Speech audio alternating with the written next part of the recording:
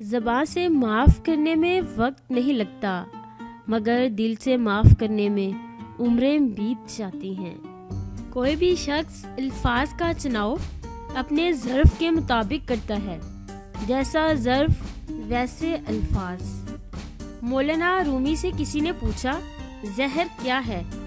جواب ملا ہر وہ چیز جو ہماری ضرورت سے زیادہ ہو زہر ہے، جیسے طاقت، دولت، لالچ، نفرت اور محبت۔ آپ کا ایک لفظ زخم بھی لگا سکتا ہے اور مرہم بھی بن سکتا ہے۔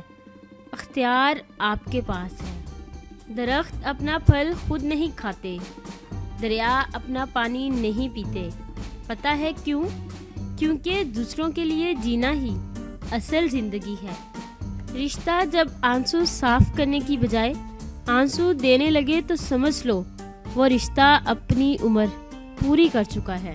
زندگی کا سب سے بڑا سچ ایک قبر پر لکھا تھا، منزل تو میری یہی تھی، بس زندگی گزر گئی یہاں تک آتے آتے۔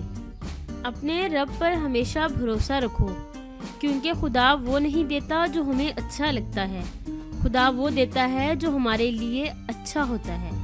سخاوت وہ خواب ہے جو دشمن کے دل میں بھی قدر پیدا کر دیتی ہے، اور کنجوسی وہ عیب ہے جو اولاد کو بھی دشمن بنا دیتی ہے۔